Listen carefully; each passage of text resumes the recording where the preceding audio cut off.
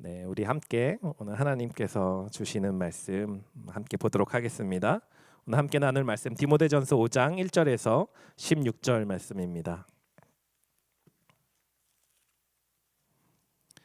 디모데전서 5장 1절에서 16절 말씀.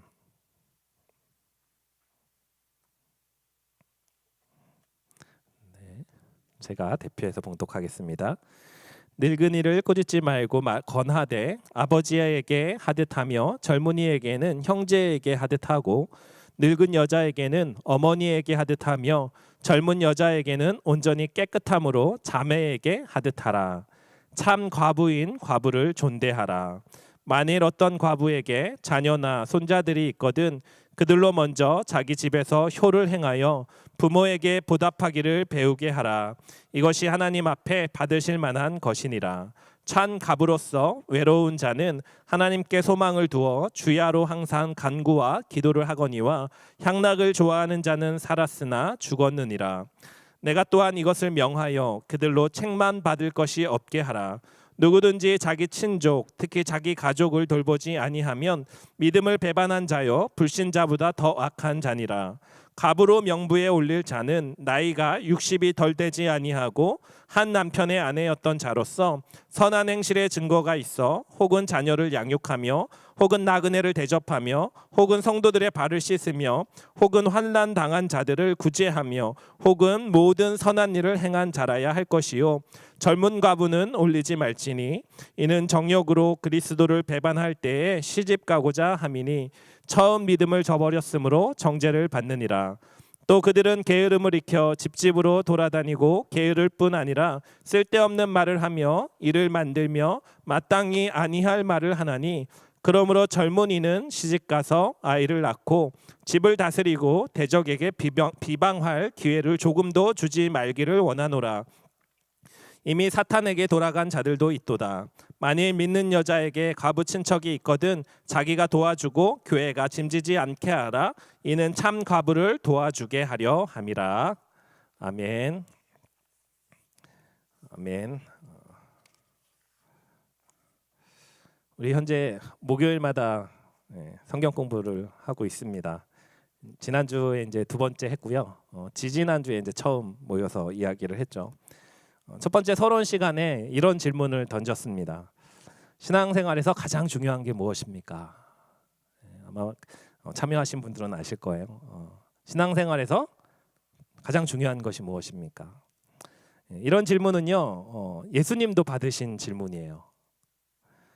마태복음 22장 34절에서 40절까지의 말씀을 보면요, 바리새인들이 예수님께 왔어요. 이게 왜 왔냐면 예수님이 다른 사람들이 막 질문하는 거 다 대답하시고 또 막 질문도 좋은 의도가 아니라 막 어떻게든 트집 잡으려고 하는 질문들도 다 이렇게 대답하시고 물리쳤다, 이 얘기를 듣고 바리새인들이 모인 거예요. 그리고 이제 그 중에서도 이제 끝판왕 율법 교사라고 하는 사람이 예수님께 질문을 하는 거죠. 뭐라고 질문하냐면, 선생님, 율법 가운데 어느 계명이 가장 중요합니까? 이때 당시는 이제 적혀진 그 하나님의 율법을 가지고 신앙생활을 했기 때문에 하나님께서 명하신 율법들이 이렇게 많은데 이것 중에 어떤 게 제일 중요합니까? 이 질문은요, 지금 제가 앞서 드렸던 질문, 우리가 신앙생활할 때 제일 중요한 것이 무엇입니까? 이게 같은 질문이에요. 예수님이 뭐라고 대답하십니까? 37절에서 39절은요 이렇게 이야기합니다. 예수께서 이르시되 내 마음을 다하고 목숨을 다하고 뜻을 다하여 주 너희 하나님을 사랑하라 하셨으니 이것이 크고 첫째 되는 계명이요 둘째도 그와 같으니 내 이웃을 내 자신과 같이 사랑하라 하셨으니. 예수님의 대답이 이거예요. 하나님을 마음과 뜻과 너의 마음을 다해 목숨을 다하여 사랑하라. 그리고 두 번째도 이와 같으니 내 이웃을 내 몸과 같이 사랑하라. 우리 신앙생활에서요 가장 중요한 거는요 사랑이에요. 사랑. 하나님과의 사랑, 이웃과의 사랑. 근데 예수님께서 여기서 대답하실 때요, 첫 번째 계명 하나님 사랑하는 거야라고 대답하시고요, 둘째도 이와 같다라고 얘기하셨어요. 이와 같다 할 때 이와가 뭐예요? 하나님을 사랑하는 거거든요. 그러니까 둘째 계명도 이와 같다는 거는요, 하나님을 사랑하는 것과 이웃을 사랑하는 것이 같다, 이 말이거든요. 그 하나님께서 우리에게 사랑을 부어주십니다. 우리가 그 하나님의 사랑을 받았어요. 그리고 이 사랑으로 하나님을 사랑해요. 그 사랑이 내 안에 충만해지니까 이 사랑이 흘러넘쳐서 내 이웃을 사랑하게 되는 거예요. 그것이 우리 신앙생활에서 가장 중요하다. 믿는 사람이 그 관계, 하나님과의 그 사랑의 관계, 이웃과의 사랑의 관계를 맺는 것이 가장 중요하다라고 예수님께서 말씀해 주시는 겁니다. 저는 교회에서 이런 사랑을 정말 많이 받았던 것 같아요. 특별히 제가 예전에 아버지가 아프시고 경제적으로 집이 너무너무 힘들 때 누군가의 도움이 없으면 살아갈 수 없었던 그 시기가 있었거든요. 그때 참 많은 사람들한테 많은 도움을 받고 많은 사랑을 받았습니다. 등록금이 없어서 막 기도하면요, 어떤 분이 갑자기 전화하셔서 100만 원 필요하죠 하고 막 돈을 보내주기도 하고, 한 번은 아버지가 한 5개월 정도 입원을 하신 적이 있어요. 그 퇴원할 때 됐는데 보니까 그 병원비가 많이 나온 거죠. 아, 돈이 없어서 어떡하지 기도하는데 또 그 소식을 듣고 또 교회 식구들끼리 막 돈을 모아서 또 병원비를 보내주기도 하고, 그런 일들을 참 많이 겪었습니다. 되게 어려운 시절이었지만 또 가장 은혜로운 시간을 보냈던 시기였던 것 같아요. 한 번은 교회에 한 자매님이 꼭 공돈이 생기신 거예요. 20만 원 정도가 생각지 않은 돈이 생긴 거예요. 근데 이분 생각하기에 하나님이 이 돈을 주신 이유가 있을 건데 이걸 어떻게 사용하지? 고민하다가 교회 한 집사님한테 찾아간 거예요. 집사님, 제가 이러이러해서 돈이 생겼는데 이거 어떻게 사용하면 좋을까요? 그때 제가 그 교회에서 전도사로 사역을 하고 있었을 때였습니다. 그 집사님이 저를 떠올리신 거예요. 그래서 그 돈을 우리 전도사님한테 섬기면 좋겠다, 이렇게 말씀을 하신 거죠. 근데 그 이야기를 들은 이 집사님도 마음에 감동이 되신 거예요. 그래서 자기 돈을 또 100만 원을 더했어요. 그래서 120만 원을 저한테 주시면서 전도사님이 이제 대학원 가셔야 되는데 대학원 가실 때 쓰시라고 먼저 섬깁니다, 이렇게 하면서 저한테 주신 적도 있습니다. 하나님의 사랑이 충만한 사람들의 모습인 것 같아요. 우리가 공돈이 생기면 뭐 합니까? 우리는 네, 평상시에 먹고 싶었던 거 사 먹고 갖고 싶은 거 사고 아싸 하면서 뭐 어디에 쓸 때 너무 많잖아요. 왜 이것밖에 안 생겼지? 뭐 이러면서 쓰게 되는데 또 이분에게는 하나님이 그런 마음을 주시니까 그렇게 사랑을 실천하게 된 거죠. 이런 분들이 모인 교회 공동체를 우리는 사랑의 공동체라고 불러요. 그리고 이런 사랑의 공동체를 오늘 성경은 뭐라고 부르냐면, 어떤 관계로 비유해서 이야기하냐면 가족 공동체다, 이렇게 이야기합니다. 사실 교회에는 굉장히 다양한 사람들이 모이잖아요. 이제 갓 태어난 우리 채윤이 같은 어린 아기도 있고 이제 노년의 삶을 살아가시는 어르신들도 교회에 계십니다. 또 우리 이민사회에서는요, 이제 막 캐나다에 오신 분들도 계시고요. 여기서 뭐 10년, 20년 이상 사시고 이제 거의 캐네디언이 되어 가시는 분들도 계시죠. 어떤 분들은 영어만 하시는 분도 계시고, 어떤 분들은 한국어만 하시는 분도 계시고, 어떤 분들은 둘 다 하시고, 어떤 분들은 둘 다 못 하시고, 뭐 이렇게 다양한 분들이 계셔요. 청년들은 장난스럽게 자기 영계국어 한다, 막 이런 얘기도 하죠. 다양한 분들이 계셔요. 이렇게 다양한 사람들이요, 이 성경은 하나가 돼서 하나의 공동체를 이루어가야 된다 얘기해요. 근데 이 다양한 사람이 하나를 만드는 거, 이거는 거의 불가능에 가깝습니다. 다들 생각도 다르고요, 자라온 환경도 다르고요, 각자 가지고 있는 그런 법칙도 달라요. 또 교회에서 신앙생활을 한국에서 하다 오신 분들은 신앙생활 하던 방식도 다 달라요. 그래서 교회는 이뤄야 된다, 교회는 저래야 된다, 이게 다 생각하는 게 달라요. 이 모든 것이 다른 사람, 생각과 어떤 배경과 어떤 문화적인 어떤 그러한 요소들도 다 다른 사람들이 모여서 하나를 이루어 간다. 어떻게 보면 불가능한 미션에 가깝지 않나라는 생각을 해봅니다. 그래서 교회 안에서 가장 문제가 많이 발생하는 곳 중에 하나가 어디예요? 주방이죠, 주방. 주방에는 나름대로 전문가들만 들어가시거든요.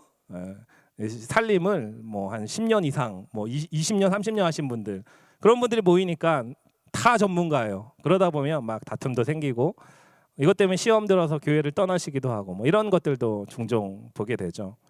다르기 때문에 그래요. 또 자기의 법칙이 있어서 그렇습니다.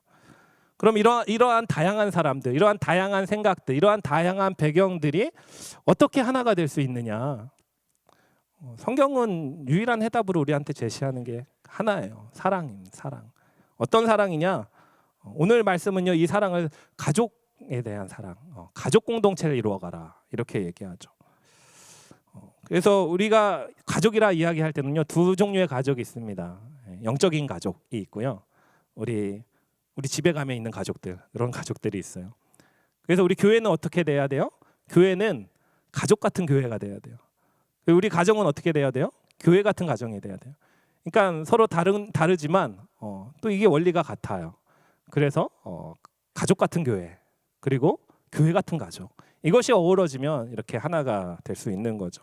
우리 1절과 2절의 말씀을 보겠습니다.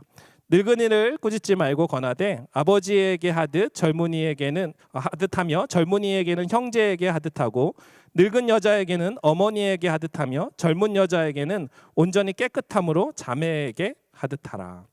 바울이 지금 디모데한테 성도들을 어떻게 대해야 되는지를 알려주고 있는 거거든요. 어떻게 대하래요? 나이 많으신 어르신들을 어떻게 대하래요? 아버지로 대하라고 합니다. 또 젊은 친구들은 어떻게 대하래요? 형제를 대해야 돼. 나이 많으신 여성분들은 어머니처럼, 또 특별히 젊은 여성분들은 깨끗함으로 자매처럼 대하라고 이야기하고 있잖아요. 이게 다 뭐예요? 가족처럼 대해라. 너 가족처럼 생각해라. 우리 성도들을 가족이라고 생각해라 라고 바울이 지금 이야기하고 있습니다. 이런 이야기는요, 바울만 하는 게 아니에요. 예수님도 그런 이야기를 하셨어요. 마태복음 12장 49절에서 50절 말씀을 보면요, 이렇게 기록되어 있습니다. 손을 내밀어 제자들을 가르쳐 이르시되 나의 어머니와 나의 동생들을 보라. 누구든지 하늘에 계신 내 아버지의 뜻대로 하는 자가 내 형제요 내 자매요 어머니라 하시더라. 예수님께서 무리에게 말씀을 막 전하고 계셨거든요. 그때 예수님의 육신의 어머니 마리아하고 그 형제들이 예수님을 찾아온 거예요. 그래서 한 사람이 예수님, 지금 밖에서 예수님 어머니하고 형제들이 지금 뭔가 할 말이 있어서 기다리고 계세요 라고 얘기했더니 예수님께서 지금 읽은 말씀대로 대답하신 거예요. 누가 내 어머니요, 누가 내 동생들이고 내 형제들이라고 얘기해요? 아버지의 뜻대로 행하는 자, 예수님을 따르는 자들이 다 형제 자매다, 가족이다 라고 이야기하고 있죠. 이 말은요, 곧 하나님을 믿는 믿음의 공동체, 즉 교회는요 가족 공동체다라는 것을 이야기하고 있습니다. 그런데 이 가족 공동체 안에서 우리가 서로를 대할 때요, 가져야 되는 중요한 태도가 두 가지가 있습니다. 두 가지가 뭐냐면 첫 번째 존중, 두 번째 깨끗함이에요. 먼저 디모데한테 이야기하죠. 아버지에게 대하듯 하라고 하면서 뭐라고요? 꾸짖지 말고 권하라 이렇게 얘기하죠. 그러니까 나이가 드신 어르신들도 가끔 실수를 하고 잘못을 할 때가 있어요. 그럴 때 목회자는 그 잘못을 바로잡아 줘야 될 책임이 있거든요. 그럴 때라도 막 꾸짖듯이 하지 말고 옆에서 권면해라 이렇게 얘기했어요. 꾸짖다는 말은요, 꾸짖다는 말 자체에 조금 우리 부정적인 뉘앙스가 있잖아요. 그 원어의 뜻을 살펴봐도요, 거기에는 이런 폭력을 행하다 뭐 이런 의미가 숨어져 있거든요. 꾸짖다는 건요, 약간 언어 폭력 같은 그런 거예요. 그렇게 하지 말라는 거예요. 존중해라. 그리고 권면해라. 권면이라는 말은 옆에서 이렇게 이야기해주고 속삭여주고 도와주고 뭐 이런 걸 권면이거든요. 그러니까 옆에서 세심하게 알려줘라. 그러니까 아버지한테 하듯이 자식이 아버지를 막 꾸짖으면 안 되잖아요. 아버지가 뭔가 잘못된 것이 보일 때 아버지 그래도 이런 것들은 좀 잘못된 것 같아. 이렇게 하면 더 좋지 않을까요? 이렇게 권면하든 얘기할 수 있는 거죠. 그렇게 대하라는 거예요. 또 젊은이들을 대할 때도요. 어르신은 부모로 대했으면 젊은이들은 뭐 자녀로 대하라 뭐 이럴 수도 있는데 형제로 대하라고 이야기합니다. 물론 이제 디모데가 나이가 어렸기 때문에 그렇게 했을 수도 있지만 이 수직 관계, 이제 자녀한테 가르치듯이 막 이렇게 하지 말고 형제로 대해라. 그들도 존중해라. 라는 것을 이야기하고 있는 거죠. 또 나이 많은 여인들을 대할 때도 마찬가지입니다. 어머니로 대해라라고 얘기해요. 특별히 젊은 여성들을 대할 때는요, 깨끗함으로 대하라고 했어요.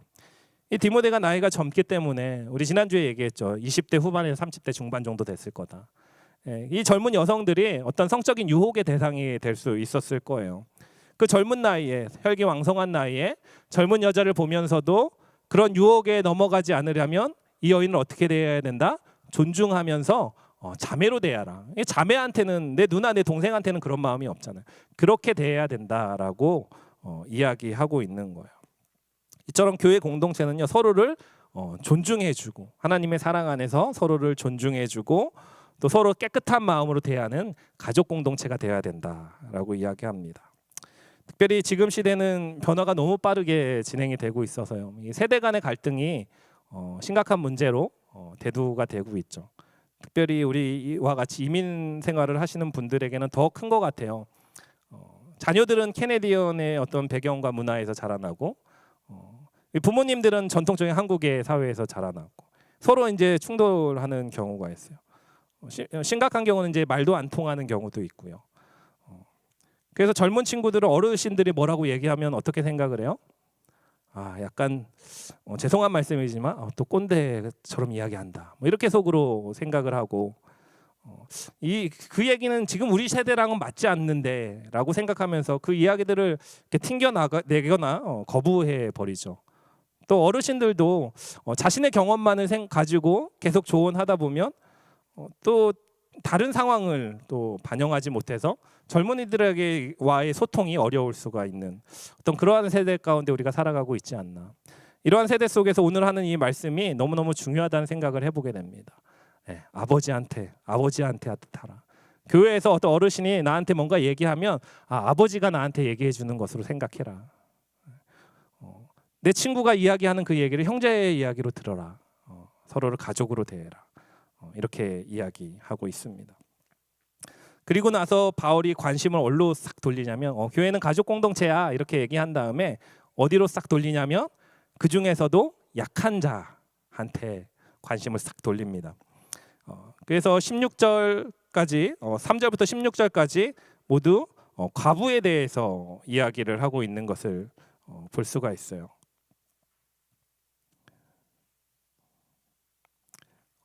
이 과부에 대해서 계속 관심을 갖는 이유가 뭡니까? 과부는요, 이때 당시에 대표적인 사회적 약자였어요. 과부와 고아와 나그네, 이 세 부류는요 대표적인 어떤 사회적 약자였죠. 하나님은 이 세 부류의 사람들한테 너무너무 관심을 많이 가지고 계셨어요. 그래서 출애굽기를 보면요, 22장 22절에서 24절에서 이렇게 이야기합니다. 너는 과부나 고아를 해롭게 하지 말라. 내가 만일 그들을 해롭게 함으로 그들이 내게 부르짖으면 내가 반드시 그 부르짖음을 들으리라. 나의 노가 맹렬함으로 내가 칼로 너희를 죽이리니 너희의 아내는 과부가 되고 너희의 자녀는 고아가 되리라. 무서운 말씀이에요. 교회 안에 이런 사회적 약자, 고아, 과부를 괴롭게 하지 말라. 힘들게 하지 말라. 만약에 네가 그들을 힘들게 해서 그들이 하나님 앞에 부르짖으면 하나님께서 반드시 들으시고 반드시 갚아주시겠다. 그래서 그 사람의 자녀가 고아가 되고 그 사람의 와이프가 과부가 되게 하겠다. 이렇게 말씀하시는 거잖아요. 하나님께서 얼마나 과부와 고아들의 관심이 많았는지 우리가 잘 알 수가 있죠. 하나님의 사랑으로 가족 공동체가 된 우리들은 그 사랑의 하나님께서 관심 있게 보고 계시는 그 사회적 약자들에 대해서 우리 교회 또한 관심을 가지고 바라봐야 된다라고 이야기하고 있습니다. 그런데 특별히 이러한 사회적 약자들을 교회가 도와야 되는데요. 도울 때에도요, 그냥 막 도우면 안 돼요. 세심하게 주의를 기울여서 도움을 줘야 됩니다. 자칫 우리가 도움을 준다고 하면서도요, 그 사람들한테 해를 입힐 수가 있어요. 그래서 주의를 다해라고 오늘 성경은 가르치고 있습니다. 3절의 말씀을 보면요, 참 과부인 과부를 존대하라고 이야기하고 있어요. 가족 공동체로서 우리 서로 가져야 될 태도를 존중과 깨끗함이라고 이야기해 드렸잖아요. 근데 우리 교회 안에서 도움이 필요해서 그 사람을 도와줄 때도 그 사람에 대한 존중을 가지라, 이렇게 이야기하고 있는 거예요. 특별히 9절에서 13절의 말씀을 보면요, 과부로 명부에 올라갈 사람에 대해서 이야기합니다. 그때 당시 과부 명부가 있었나 봐요. 거기에 이제 이름을 올리면 이분은 이제 평생 과부로 살면서 봉사하고 희생하겠다, 뭐 이런 거였던 것 같아요. 근데 거기 올라가기 위해서는 보통 까다로운 조건을 거쳐야 되는 게 아니에요. 9절에서 10절까지 내용이거든요. 과부로 명부에 올릴 자는 나이가 60이 덜 되지 아니하고 한 남편의 아내였던 자로서 선한 행실의 증거가 있어 혹은 자녀를 양육하며 혹은 나그네를 대접하며 혹은 성도의 발을 씻으며 혹은 환난 당한 자들을 구제하며 혹은 모든 선한 일을 행한 자라야 할 것이요. 까다롭죠. 이쯤 되면 그냥 과부 명단 안 올리는 게 더 좋지 않을까 싶을 정도로 까다롭습니다. 여기를 보면 자녀를 양육한다고 돼 있어요. 근데 이따 살펴보겠지만 참 과부는요, 자녀가 없는 과부를 의미하거든요. 근데 여기서 자녀를 양육한다 이런 건 뭐예요? 내 육신의 자녀가 아니라 교회 아이들을 사랑으로 돌봐준다 라는 의미가 있거든요. 나그네를 대접하고 환난당한 자들을 구제한대요. 과부는 정말 어렵고 힘든 사람이잖아요. 자기가 어려운데 자기보다 더 어려운 사람을 돕는 자들이라는 거예요. 모든 선한 일을 해야 되고요. 이 말씀을 보면요, 이 과부들이 교회에서 얼마나 많은 봉사를 하고 있었는지 알게 해줍니다. 이들이 사회적으로는 약자지만요, 그렇다고 교회에서도 약자는 아니에요. 교회에서는 하나님이 주신 그 사명을 너무너무 열심히 감당하고 있는 사람들이 이 과부의 명단에 오를 수 있는 그런 과부들이었어요. 그러니까 이 과부의 명단에 올려놓고 사람들이 그들을 존중해 주는 거예요. 내가 이 사람한테 도움을 준다고 해서 사회적으로 약자라고 해서 뭔가 동정을 하거나 그 사람을 업신여기거나 세상에서 대하는 것처럼 대하지 않고요, 교회에서 중요한 일을 감당하고 있는 그 큰 일을 하고 계시는 분으로 존중한다는 거예요. 이거는 도와주면서도 존중한다는 것을 그 안에 의미하고 있죠. 그러니까 우리가 누군가를 사회적으로 약해 보이는 분들을 교회 안에서 도울 때요, 그분들을 존중해 줄 필요가 있습니다. 때로는 잘못 도우면요, 오히려 도움받는 사람의 마음에 상처를 줄 수가 있어요. 그런 상처를 내지 않도록 그 사람을 존중하면서 도와줘야 된다라고 이야기합니다. 또 때로는 도움을 주는 것이 도움이 안 될 때가 있습니다. 이 두 가지 경우를 성경은 이야기하는데요. 4절을 볼게요. 4절을 이렇게 이야기합니다. 만일 어떤 과부에게 자녀나 손자들이 있거든 그들로 먼저 자기 집에서 효를 행하여 부모에게 보답하기를 배우게 하라. 이것이 하나님 앞에 받으실 만한 것이니라. 과부인데요, 자녀가 있어. 남편은 없지만 자녀가 있고 혹은 뭐 손주가 있어요. 그런데 그런 자녀와 손주가 있는데 교회에서 그 과부를 도우면요, 이 자녀와 손주가 할 일을 교회가 빼앗아 버리는 게 돼요. 그렇게 도우면 안 된다고 얘기합니다. 특별히 4절의 말씀 보면 효를 행한다 이런 이야기가 있잖아요. 이 효를 행한다라는 말의 어원을 살펴보면요, 경건히 행한다라는 말씀과 같은 의미가 있거든요.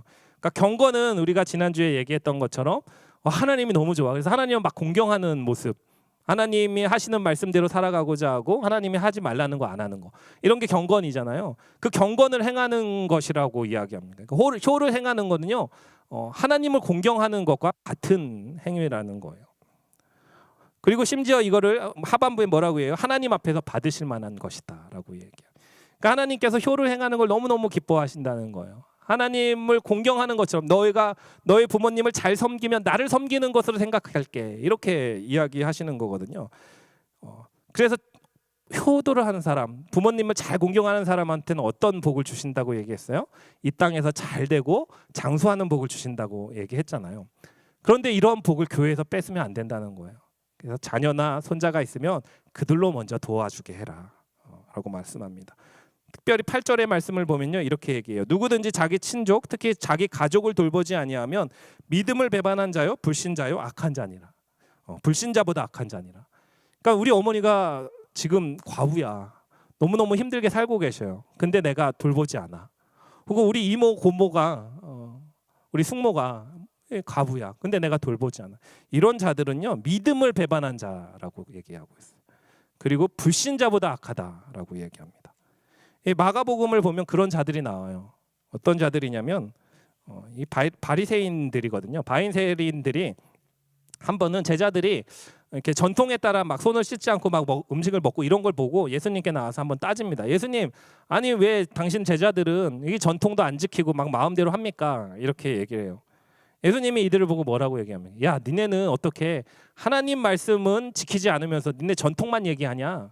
너네 그거 잘못된 거야. 니네 전통 얘기하기 전에 하나님 말씀부터 지켜, 이렇게 얘기하면서요, 예시를 하나 들어요. 그 예시가 뭐냐면 고르반이란 예시예요. 고르반. 원래 하나님의 말씀 계명에는 뭐라고 됐어요? 내 부모를 공경해라. 분명히 이렇게 돼요. 이게 하나님이 주신 말씀이에요. 이게 하나님이 원하시는 뜻이고요. 그런데 이들 안에 어떤 전통이 있었냐면 고르반이라는 전통이 있었어요. 이 고르반은 뭐냐면 하나님께 드림이 됐다, 하나님께 드려졌다. 의미는 좋아요. 그런데 이 사람들이 어떻게 이거를 악용했냐면 부모를 봉양해야 되는데 그거를 가지고 이거 고르반입니다. 이거 하나님께 드려야 돼요 하고 부모를 돌보지 않고 부모를 돌보지 않는 것을 정당화하는데 이러한 전통을 사용을 했다는 거예요. 그래서 예수님이 그것을 가지고 뭐라고 하시는 거야? 너네는 전통 얘기하지 말고 하나님 말씀부터 지켜라. 이렇게 얘기하시는 거거든요. 이런 자들은 오늘 말씀에 비춰보면 믿음을 배반한 자여 불신자보다 악한 자다. 이렇게 이야기하고 있습니다. 그래서 이런 악한 길에 동참하지 않도록 교회는 그들이 먼저 야 너네 부모님 지금 과부니까 어려우니까 잘 도와드려라 봉양해라 이렇게 가르치는 것이 교회의 역할이지 그 과부를 교회가 직접 도와서는 안 된다. 그걸 주의해야 된다 얘기하는 거고요. 두 번째 주의를 기울여야 되는 거는요. 이 도움을 받는 사람에게 오히려 해가 되는 경우입니다. 술을 좋아하시는 분한테 돈을 주면 그들이 술을 사 먹으면 안 좋은 결과잖아요. 그런 거죠.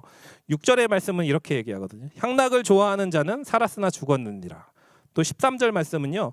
또 그들은 게으름을 익혀 집집으로 돌아다니고 게으를 뿐 아니라 쓸데없는 말을 하며 일을 만들며 마땅히 아니할 말을 한다. 어떤 과부들은 도움이 마이너스가 되는 거예요. 이 향락을 좋아하는 과부들은요. 도와주면 어떻게 해요? 그거 가지고 향락을 즐기는 거예요. 그래서 향락을 즐기는 과부는 이제 남편이 없잖아요. 자유함이 있어요. 남편한테 묶이지 않아서 자유함을 가지고 자신의 육체의 어떤 쾌락을 위해서 살아가는 사람들, 살았으나 죽은 자 같은 자들, 이런 자들을 도와주면 어떻게 해요? 이분들은 더 그렇게 죄 가운데 빠지게 되는 거예요. 그러니까 이런 자들은 그렇게 돕지 말고 그 향락 가운데서 빠져나올 수 있도록 권면하는 것이 더 중요하겠죠. 두 번째 13절의 말씀은요. 이 젊은 과부들에 대한 이야기거든요. 이 젊은 과부들은 도와줬더니 어떻게 해요? 게을러지고 집집마다 돌아다니면서 쓸데없는 소문들을 퍼뜨리고 교회에 더 안 좋은 영향을 끼쳤다. 이런 말씀이잖아요. 이런 분들은 오히려 그렇게 도와주기보다 14절의 말씀을 보면 뭐라고 하냐면 이 사람들은 재혼해서 새로운 가정을 하게끔 꾸리게끔 교회가 도와주는 것이 더 낫다. 이렇게 이야기하는 것을 볼 수가 있습니다. 때문에 교회는요. 참 과부가 어떤 분들인지 잘 선별해서 세심하게 존중함으로 도와줘야 돼요. 참 과부는 어떤 자들이냐? 5절에 기록된 자들입니다. 참 과부로서 외로운 자는 하나님께 소망을 두어 주야로 항상 간구와 기도를 하거니와. 참 과부는요. 자녀도 없고 돌봐줄 식구가 아무도 없어요. 친척도 없습니다. 그러니까 소망이 없잖아요. 남편도 없는데 자녀도 없어. 그러면 살아갈 소망이 없잖아요. 이 세상에 소망이 아무것도 없어요. 그러니까 그 소망을 누구한테만 둬요? 하나님께만 그 소망을 둬요. 그 외로움을 어떻게 해결해요? 하나님 앞에 나아가서 하나님께 기도함으로 해결하는 거예요. 누가복음에 나오는 안나 선지자 같은 분이 이런 분이죠. 이 안나 선지자는 결혼하고 7년 만에 과부가 됐거든요. 그리고 84세까지 과부로 지냈어요. 근데 이분이 성전을 떠나지 않고 주야로 하나님 앞에 금식하며 기도했다라고 표현되고 있거든요. 이분이 결국 아기 예수 그리스도를 보죠. 그리고 그에 대해서 증거하게 되죠. 놀라운 축복을 받게 되는 것을 볼 수가 있습니다. 교회는요, 이런 자들, 정말 도움이 필요한 이러한 자들을 적극적으로 도와라. 과부 명부에 들어갈 만한 사람들 선별해서 그분들을 도와라. 세심하게 존중하면서 혹 이 사람한테 이것이 오히려 독이 되지 않을까? 이런 것들 잘 구분해서 세심하게 도우라고 이야기하고 있는 겁니다. 오늘 말씀은 우리 교회가 가족 공동체라는 것을 이야기했습니다. 서로를요, 아버지, 어머니, 형제, 자매로 대해라. 그리고 또 이 가족이니까 당연히 우리 가족 가운데 힘든 사람 있으면 도와줄 거잖아요. 우리 교회 안에 도움이 필요한 사람들 잘 봐서 그들을 존중해주고 그들에게 필요한 진짜 도움이 뭔지를 잘 구분해서 도와주라. 이렇게 이야기하고 있습니다. 결국 뭐예요? 이 관계는 무슨 관계예요? 가족의 관계, 사랑의 관계. 서로 사랑해라. 사랑으로 대하고 사랑으로 돕고 사랑으로 도움을 받고 이렇게 서로 살아가라는 이야기입니다. 근데 참 이 모든 진실된 사랑으로 이루어져야 될 이 관계가 참 쉽지는 않은 것 같아요. 제가 어제 말씀을 준비하고 나서 이제 머리 좀 식힐 겸 요새 제가 그 오디션 프로그램 이런 거 되게 좋아하거든요. 이렇게 노래하는 거, 막 되게 열정적으로 노래하고 막 그 인생을 걸어가면서 막 이렇게 도전하고 막 이런 모습들이 저에게 좀 도전이 돼서 그런 것들을 좀 가끔씩 봅니다. 근데 어제는 한 여성분이 나왔는데 뭘 불렀냐면 백만송이를 불렀어요. 아시죠? 백만송이 아시죠? 네. 근데 제가 이 노래를 원래 알고 있었는데 어제 처음으로 그 가사를 제대로 봤어요. 이렇게 자막이 뜨더라고요, 가사가. 근데 그 가사를 보면서 제가 너무너무 은혜를 받았어요. 여러분들도 아마 이 가사를 제대로 아마 들은 적이 별로 없으실 거예요. 예. 그래서 내가 이분은 분명히 크리스찬이다. 이게 심수봉 씨가 부른 곡이거든요. 이분은 분명히 크리스찬인 것 같다 생각해서 이렇게 찾아봤더니 역시나 아니나 다를까 이분이 막 이혼도 하고 좀 어려운 시기를 거치셨는데 그런 시기를 거치고 주님을 만난 거예요. 그리고 이 노래를 발표했다고 하더라고요. 예, 제가 가사를 한번 들려드릴게요. 얼마나 은혜로운지 보세요. 예, 먼 옛날 어느 별에서 내가 세상에 나올 때 사랑을 주고 오라는 작은 음성 하나 들었지. 예, 사랑을 할 때만 피는 꽃 백만송이 피어오라는 진실한 사랑할 때만 피어나는 사랑의 장미. 미워하는 마음 없이 아낌없이 사랑을 주기만 할 때 백만송이 꽃은 피고 그립고 아름다운 내 별나라로 갈 수 있다네. 내용이 참 은혜롭죠. 예. 하나님께서 우리 세상에 내보낼 때 사랑을 주고 오라 이런 사명을 주셨다는 거예요. 근데 이 사랑 어떻게 해야 돼요? 이게 참 어려운. 미워하는 마음 없이 사랑을 미워하는 마음 없이. 우리가 누군가 사랑하면요 기대가 생겨요. 그리고 그 기대에 못 미칠 때는 막 뭔가 좀 왜 못하지? 뭐 이렇게 미워하는 마음이 생기거든요. 이 부부간에도 그렇고요. 때로는 자녀한테도 그럴 수 있고요. 근데 그 미워하는 마음 없이 사랑하래요. 그리고 아낌없이 주기만 하는 사랑. 아낌없이 줄 때. 그때 이 백만송이 꽃이 피어난다는 거, 하나님의 사랑의 꽃이 피어난다는 거예요. 그런데 이런 사랑은 사실 불가능하죠. 인간이 하는 게 불가능합니다. 그래서 우리한테 필요한 게 하나님의 사랑이에요. 그 완벽한 사랑을 우리에게 이미 보여주신 그 하나님의 사랑이 필요합니다.